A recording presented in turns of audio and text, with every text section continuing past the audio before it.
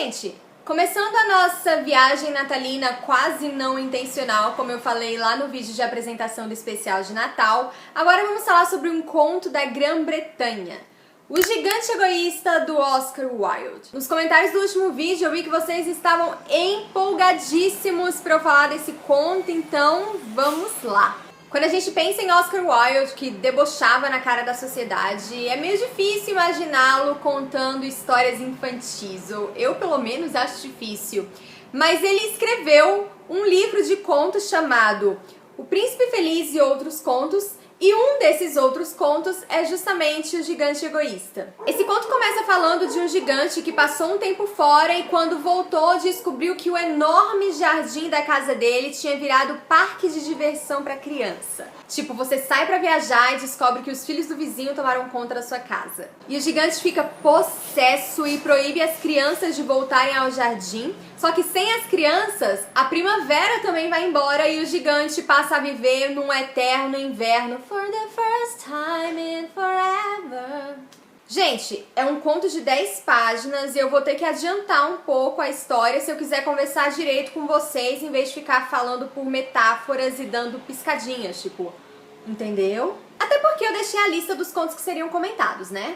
O gigante começa a ficar super deprê nesse inverno, até que um dia algumas crianças conseguem brincar ali num cantinho e ele percebe que naquele canto em que elas estão, as árvores e as flores começam a crescer de novo. Então ele decide liberar e deixar todo mundo se divertir e aos poucos a primavera vai voltando pro jardim do gigante. E entre essas crianças tem uma que parece diferente das outras, é uma criança mais introspectiva e o gigante se apega a ela. Só que ele passa anos sem ver essa criança de novo e quando ele consegue revê-la, ele já tá muito velho. E aí ele percebe que ela tem umas marcas nas mãos e nos pés, tipo alguém que a gente conhece. E o final é pra aquecer o coraçãozinho, mas também te deixa um pouco triste. Eu falei que os contos do Wilde faziam isso. O Gigante Egoísta não é um conto de Natal óbvio, do tipo, não tem pinheirinho enfeitado. Mas ele traz muitos temas natalinos fora as referências cristãs. Talvez seja a época, mas é interessante notar esse padrão dos contos britânicos de serem mais relacionados ao lado religioso do Natal. Oscar Wilde logo de cara joga alguns números bíblicos. Existem 12 árvores de pêssego no jardim. Como é o nome disso em português? Pessegueira? Assim como foram 12 apóstolos, 12 tribos de Israel. E o gigante passou 7 anos fora e tudo na Bíblia é 7. E esses são números que também eram muito usados na tradição oral. Os contos folclóricos são cheios de 3, 7, 9, 12. E esses contos infantis do Wilde também têm um lado folclórico, um lado de contos de fadas. E a relação mais na nossa cara, claro, é a da criança. O menino é Jesus e as árvores somos nós. Um minuto de silêncio por toda uma geração que não vai entender essa referência. E talvez esse seja o ponto mais natalino do conto inteiro por se tratar do menino Jesus, o Jesus criança. Existe toda uma linha de pesquisa literária em torno do que os pesquisadores chamam de a figura de Cristo. É exatamente o que diz nos rótulos. Esses acadêmicos estudam personagens que de certa forma representam ou têm alguma relação com a figura de Cristo. Dostoiévski era mestre nisso. Eu tive uma professora que a tese dela foi a figura de Cristo e idiotas de Dostoiévski. E outros vieram. Mas geralmente a gente tá falando de pessoas adultas, de personagens que de alguma forma fazem um sacrifício no final. Mas o Cristo do Wilde deve ser o mais fofo de todos.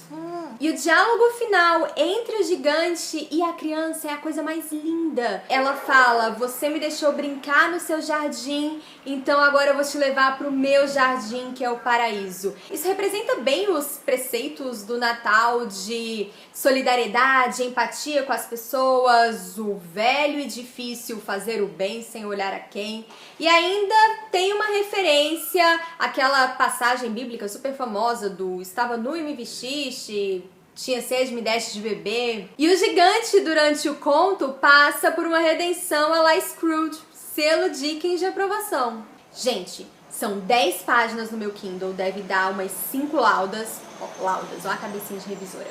Olha o tanto de coisa que a gente consegue tirar dessa história. Por isso que na literatura tamanho de livro não é sinônimo de história bem contada. E no Gigante Egoísta, você não precisa ser cristão, você não precisa sequer conhecer o cristianismo para ler, entender, se emocionar e achar lindo. E é aí que eu tenho que concordar com Tolkien quando ele fala que histórias puramente alegóricas são fracas, porque se você tira a referência base, o resto não faz sentido. E o Oscar Wilde fugiu disso lindamente. Tipo esse cachorrinho passando pela grade. Wild é Wild, quem nasceu pra ser rainha nunca perde a majestade. Vocês aí que mal podiam esperar pra falar sobre o Gigante Egoísta, espero comentários enormes, ok? E no próximo vídeo vamos para os Estados Unidos com a Christmas Pageant da Donna Tartt. Tchau, tchau e até lá!